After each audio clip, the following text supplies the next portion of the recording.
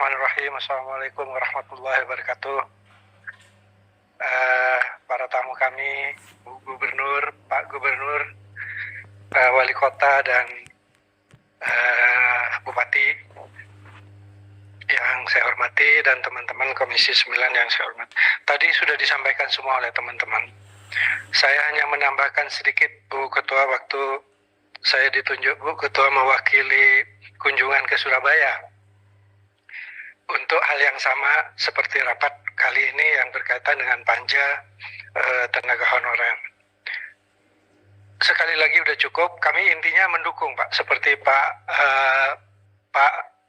Bapak kita tadi, Bapak Bupati Pak Zulfikar, kami mendukung semua ini, tidak ada yang nggak kami dukung. Hanya begini, seperti disampaikan oleh teman-teman tadi, masalahnya bukan soal dukung tidak mendukung, ini masalahnya uangnya ada nggak kan gitu. Kalau uangnya nggak ada ya kan bagaimana kan gitu. Nah, hal yang menarik yang bisa saya informasikan tentang Surabaya Pak, kota Surabaya. Saat ini kota Surabaya itu sudah membuat semacam roadmap gitu loh. Kira-kira nanti di akhir batas harus dituntaskan oleh pemerintah itu, apa yang akan terjadi? Ya tentu namanya itu prediksi. Nah dari situ nanti akan ketahuan Pak, berapa kira-kira yang tidak akan terserap, berapa yang kira-kira tidak akan tertampung. Dari situ pula mereka punya data, apa saja mereka, siapa saja mereka, pendidikan apa saja mereka, dan seterusnya. Sehingga dibuat pelatihan Pak, dibuat pelatihan dengan kelompok-kelompok sesuai dengan prediksi mereka akan jadi apa, keahliannya apa. Dan saat ini mereka telah mempraktekkan misalnya yang berkaitan dengan pelayanan kebersihan.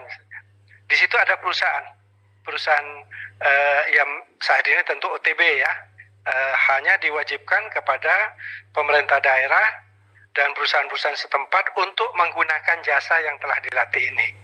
Dengan harapan nanti kalau terjadi benar, tidak tertampung di P3K ASN dan P3K itu, mereka sudah ada jalan keluarnya.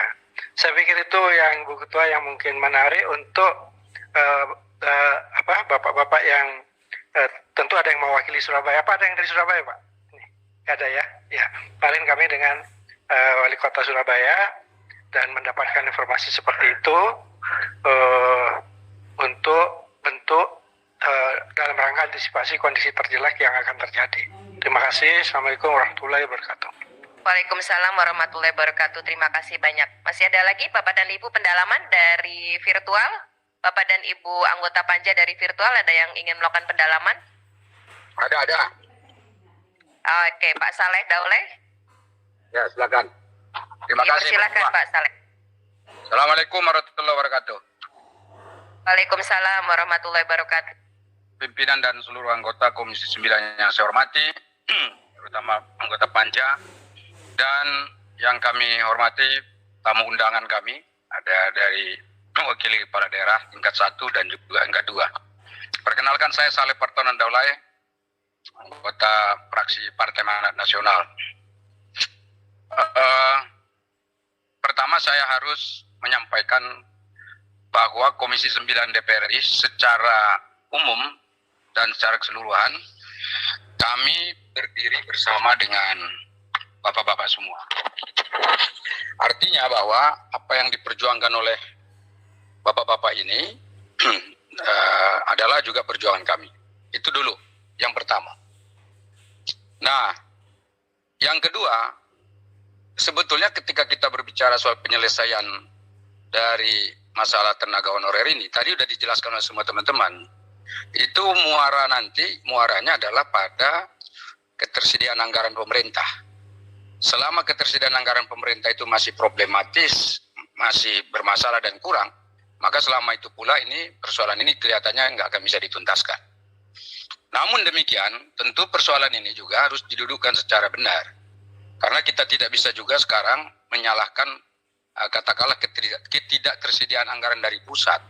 Karena menurut saya keberadaan tenaga honorer di Indonesia yang jumlahnya cukup banyak sekarang ini, itu juga tidak terlepas dari kerjasama semuanya.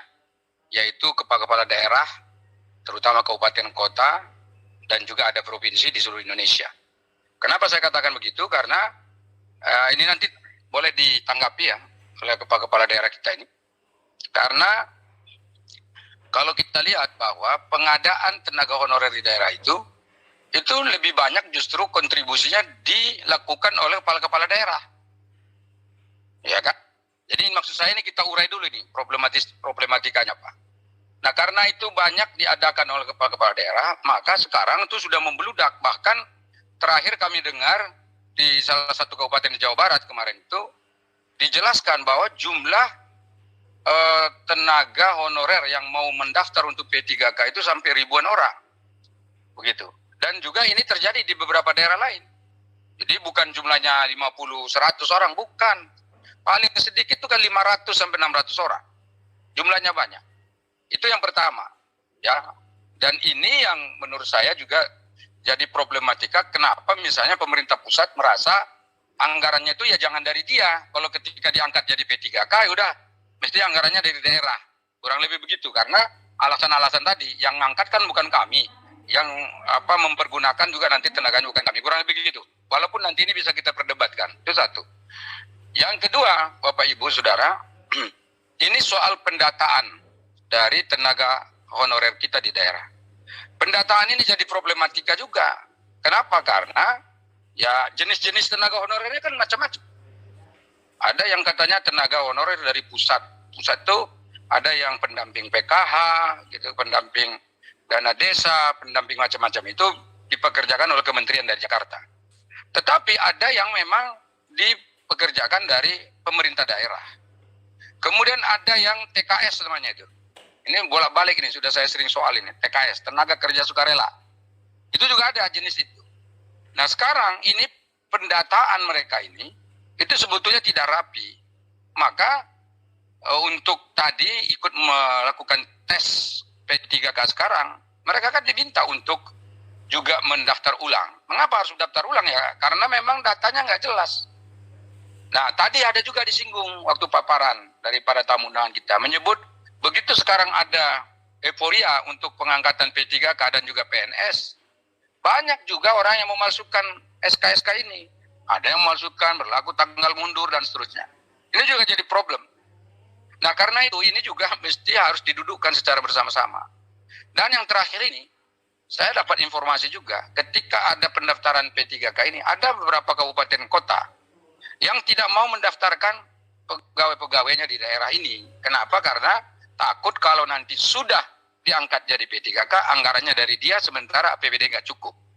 Satu alasannya. Alasan yang kedua, itu kan kalau misalnya mereka nanti diangkat menjadi tenaga P3K di daerah itu, maka yang menentukan kelulusannya bukan dari kabupaten kota tapi dari pusat. Nah bagi kabupaten kota ini masalah juga. Mestinya kan yang meluluskan kan mereka. Mestinya di jalur nanti mereka yang gunakan, mereka yang pakai, taruh di mana gitu. Nah akibatnya apa? Ada kejadian pada tes P3K yang lalu. Begitu sudah diluluskan, tes P3K-nya sudah lulus, tahu-tahu tidak dikasih alokasi penempatan.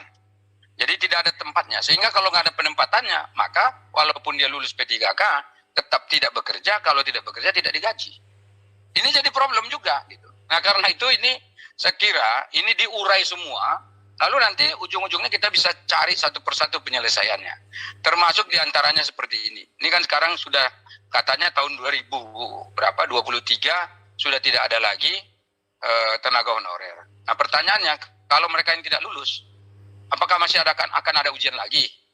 Kemudian kalau misalnya nggak lulus, apakah jasa-jasa mereka yang puluhan tahun mengabdi itu akan dihilangkan begitu saja tanpa dihitung misalnya sama sekali? Kan nggak boleh begitu. Karena ada di situ orang yang sudah bekerja lebih dari 15 tahun, bahkan ada 20 tahun.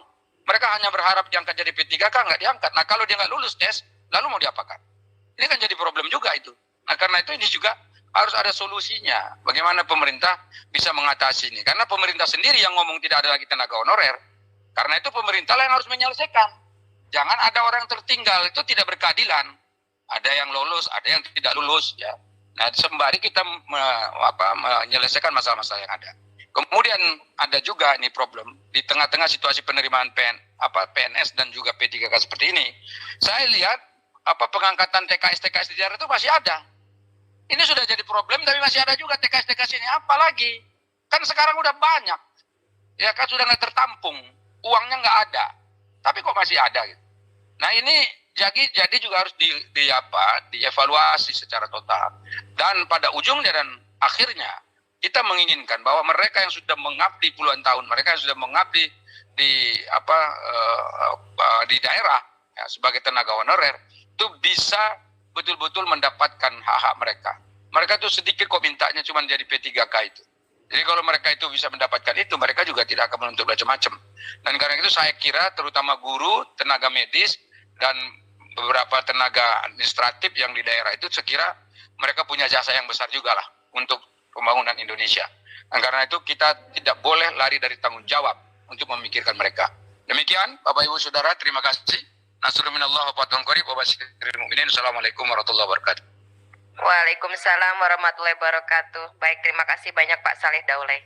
Baik Bapak dan Ibu, demikian pendalaman dari anggota Panja Komisi 9 DPR RI. Saya menambahkan sedikit.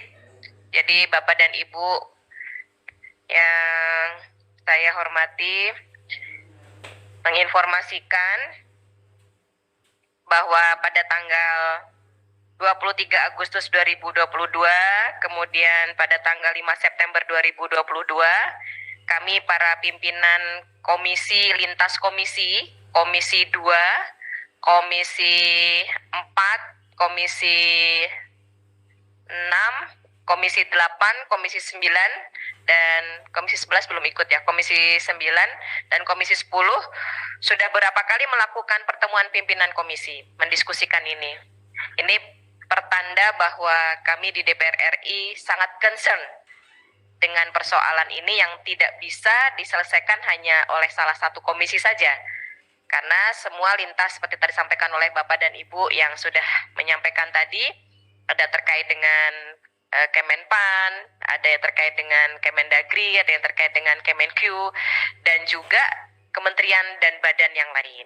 Karenanya kami sudah melakukan rapat pimpinan. Pada saat itu yang mewakili Komisi 9 adalah saya yang hadir, dan kami bersepakat membuat beberapa rekomendasi.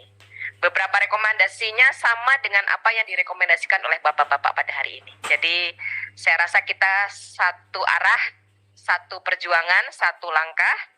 Ya, contohnya misalnya salah satu rekomendasinya itu adalah bahwa kita ya setuju untuk ini diperpanjang atau ditunda lah.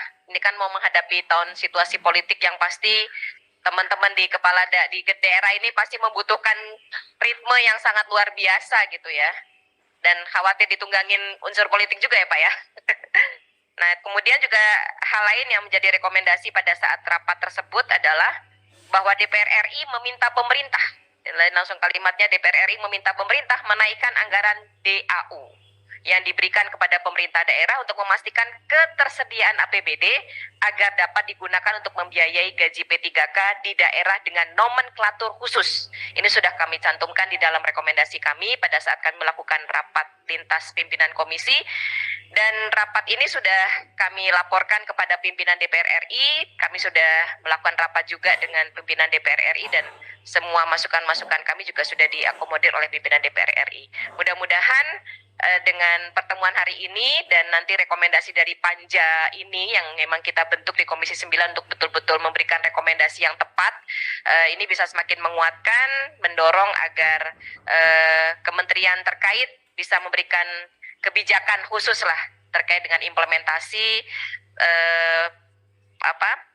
teman-teman dari tenaga honorer yang kalau melihat tadi ceritanya Bapak dan Ibu bisa kolaps ini kalau semuanya langsung dihentikan karena memang tidak terakomodir di P3K gitu ya, Masya Allah. Yang mudah-mudahan ini ada solusi yang terbaik nantinya. Untuk tadi karena sudah ada pendalaman, kami persilahkan kepada Bapak dan Ibu untuk memberikan tanggapan kalau memang ada tanggapan yang akan disampaikan, baik dari APSI, dari APKASI maupun juga dari APEKSI, karena tadi ada pertanyaan juga tentang jumlah ya, kira-kira kalaupun kolapsnya seperti apa gitu ya supaya nanti di dalam rekomendasi Panja ini benar-benar bisa tepat data-data yang kami sampaikan dalam rekomendasi kami. Dipersilahkan dari APSI dulu mungkin, persilahkan Pak. Terima kasih Ibu. Dari saudaraku yang dari Tangerang ya tadi. Salah Pak saya. Ya Pak Rijal juga tadi Bang Serdolai. Pertama Ibu, kalau rasio jumlah tenaga medis kita coba tempo hari saat COVID Ibu. Jujur saja, ternyata rasio jumlah tenaga medis kita itu masih kurang. Meskipun hari ini dia masih kontrak. Maka ada tempo hari kan ada tenaga medis dadakan tuh kita ambil relawan, kita gaji selama musim COVID berlangsung gitu Bu ya. Artinya kalau untuk tenaga kesehatan saya jamin mungkin semuanya masuk Pak. Nggak mungkin kita tinggalkan. Nah itu kesehatan. Nah untuk guru Ibu, guru ini kalau kami di daerah itu bisa dipetakan. Hari ini kami menggaji guru kontrak itu dengan sistem jam, Ibu. Bagi yang rombel jam mengajarnya kecil, dia terima gaji kecil. Nah itu kita lihat nanti. Nanti ini bisa kita verifikasi ketika siswanya itu dikitnya diajarkan, rombelnya dikit, tentu kita butuh guru yang sedikit. Nah inilah nanti kita punya verifikasi. Artinya walaupun nanti banyak guru honor, tapi dia akan tertinggal nanti ketika rasio muridnya yang diajar itu sedikit, rombelnya sedikit, maka nanti guru juga sedikit itu kan. Nah itu artinya kalau misalnya satu bidang studi tadinya mungkin ada 2 guru yang mengajar, kalau rombelnya banyak, ini bisa satu bidang studi. Maka kami di daerah Bu tidak menggaji guru itu per bulannya sekian, tidak, tapi per jam Ibu. Nah per jam agar mereka itu bekerja tidak sama. Kalau kita gaji mereka tiap bulan gaji sekian, nah itu gede dananya. Tapi kalau kita gaji mereka per jam, nah yang banyak jamnya, rombelnya banyak, berarti dia akan dapat uang banyak. Tapi kalau ternyata di desa muridnya sedikit, maka dia akan gaji sedikit ketika rombel sedikit juga. Nah itu yang untuk guru Ibu. Nah mungkin guru nanti Pak, kita lihat nanti porsinya.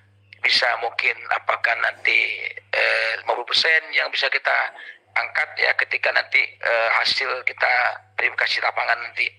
Tapi kalau tenaga umum Bu, nah ini bisa Bu, sekian persen yang masuk, kecuali mungkin yang bidang keuangan ya, yang akuntansi gitu kan, yang spesialisnya IT itu nggak bisa ditawar-tawar lah.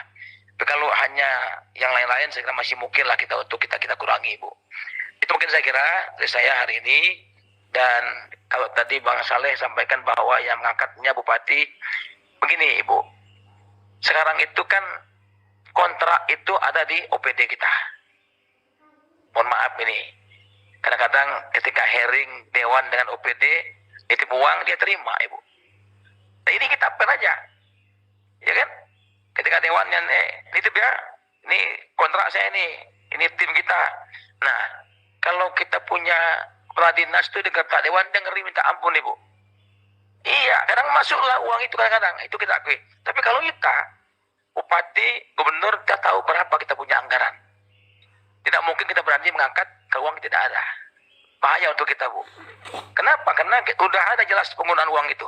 Sekian belanja pegawai, belanja modal kita sekian. Ya kan? Nggak mungkin kita berani macam-macam. Tapi karena SK kepala dinas kita, nah ini yang kadang-kadang memang ada yang masuk tanpa kita ketahui gitu loh. Artinya Bupati, Gubernur sangat mungkin tidak mengetahui ada pengangkatan